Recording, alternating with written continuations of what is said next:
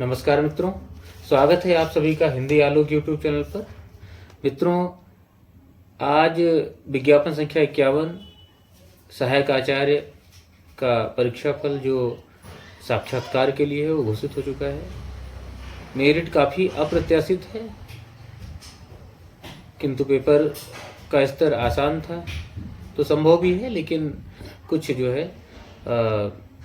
अप्रत्याशित है और आयोग को कट ऑफ और मेरिट जो है जारी करनी चाहिए कि कितनी कट ऑफ गई और फाइनल उत्तर कुंजी भी देनी चाहिए, अंतिम उत्तर कुंजी। खैर, इन सब से सबक लेके हम आगे बढ़ते हैं, क्योंकि एक चीज़ में हम पढ़े नहीं रह सकते। आगे तो बढ़ना काम है, कहते जीवन का काम है आगे बढ़ना, चलते रहना। तो जीडीसी की जो परीक्षा हुई थी 31 मई को, वो काफ़ी स्तरीय प्रश्न थे, बहुत आसान भी नहीं थे, बहुत क्लिष्ट भी नहीं थे और जीएस भी ठीक ठाक रहा।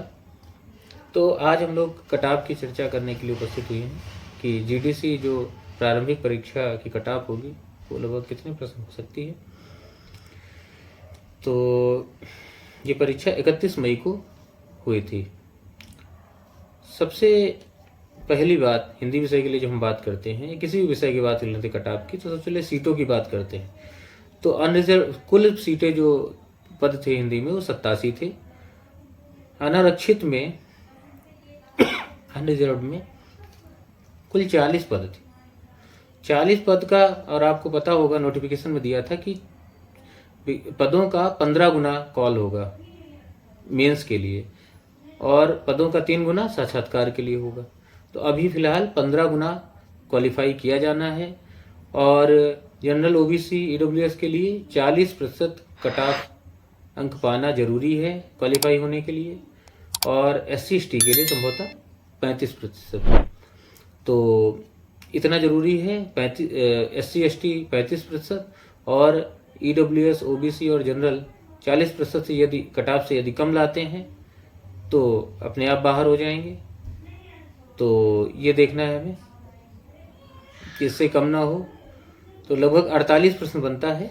48 प्रश्न से कम में तो क्वालिफाई ही नहीं कर पाएंगे, और 48 प्रश्न से ऊपर मतलब 40% और 35% प्रश्न से ऊपर ओबीसी, अनारक्षित और ईडब्ल्यूएस के लिए 40% से ऊपर जो लोग लाएंगे और एससी एसटी में जो 35% से ऊपर लाएंगे उन्हें कंसीडर किया जाएगा और उनकी मेरिट तैयार होगी और उन पदों का 15 गुना मुख्य परीक्षा के लिए कॉल होगी।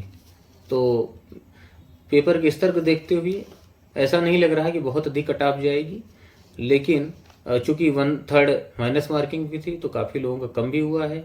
कुछ प्रश्न ऐसे भी हैं जिन पर ऑब्जेक्शन किया जाना चाहिए, और जैसे कि आपका एक प्रश्न है, जैसे भाड़ वाला जो प्रश्न है इसमें आख्यायिका होगा। तो इस तरह के प्रश्न हैं। कुछ प्रश्न ऐसे हैं जिन पर आपत्ति की जानी चाहिए, और नानक वाला जो तलवंडी जो जन्म है उसमें 69 है तो उसमें गलत दिया गया है। इस तरह करके 2-4 प्रश्न हैं जिन पर आपत्ति भी की जानी है, और निश्चित रूप से उसमें जो है बढ़ेगा, स्कोर बढ़ेगा।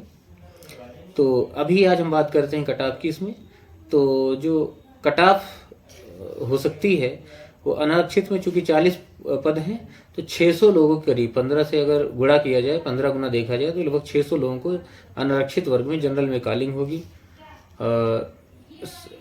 मेंस के लिए। तो लगभग 70 प्रश्न कट ऑफ हो सकती है, जिनका निगेटिव हटाकर और अंतिम रूप से 70 सही हो रहा है, 70 प्रश्न वो मेंस लिखेंगे, तय है। एक आध प्रश्न ऊपर नीचे हो सकता है। ईडब्ल्यूएस में चूंकि 8 पद थे तो लगभग 100 लोगों को 96 या 100 लोगों को बुलाया जाएगा तो मेंस के लिए, मुख्य परीक्षा के लिए, तो लगभग 75 प्रश्न कट ऑफ रह सकती है। ओबीसी की चूंकि 22 पद थे तो लगभग 350 के करीब 330 लोगों को बुलाया जाएगा तो लगभग 73 प्रश्न कट ऑफ रह सकती है। एससी में 16 पद थे तो लगभग 250 लोगों को बुलाया जाएगा तो 68 प्रश्न के करीब कट ऑफ रह सकती है।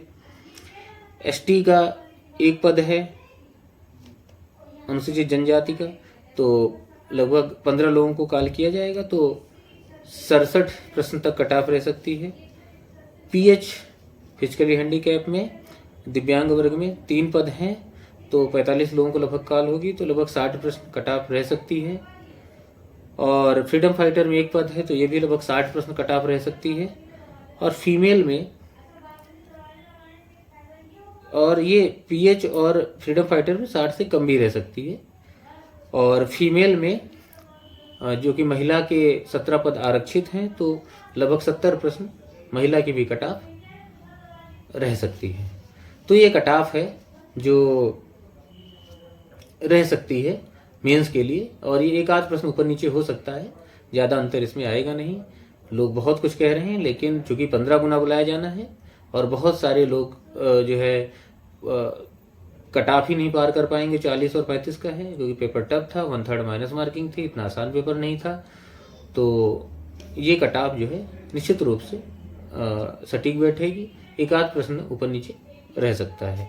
तो आज का जो हमारी चर्चा है उसका जो निष्कर्ष है वो यह है कि अनारक्षित वर्ग की जो कट ऑफ रह सकती है वो 70 प्रश्न, ईडब्ल्यूएस की 75 प्रश्न, ओबीसी की 73 प्रश्न, एससी की 68 प्रश्न, एसटी की 67 प्रश्न, पीएच लगभग 55 से 60 प्रश्न रह सकती है, फ्रीडम फाइटर लगभग 55 से 60 प्रश्न रह सकती है, और फीमेल की लगभग 70 प्रश्न, 68 से 70 प्रश्न रह सकती है। तो ये मुख्य परीक्षा के लिए कट ऑफ रह सकती है, एक आध प्रश्न ऊपर नीचे हो सकता है। इतने प्रश्न जिनके सही हैं वो लोग मुख्य परीक्षा में लग जाएं, और चूंकि मुख्य परीक्षा है तो बहुत ही पारदर्शी रहेगा मामला, और आप लोग अभी से लग जाइए। एलटी चूंकि मेंस लगा हुआ है, जीडीसी मेंस भी है, इसके बाद जीआईसी में भी मेंस होना है, तो तीनों मेंस का लगभग प्रारूप एक जैसा है।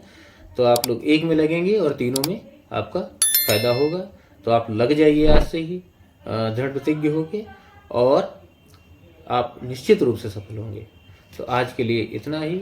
मैं doctor Alok Kumar Tiwari, assistant professor Hindi, आप सबसे आज के लिए विदा चाहता हूँ। जय हिंद, जय भारत, जय हिंदी, वंदे मातरम, नमस्कार।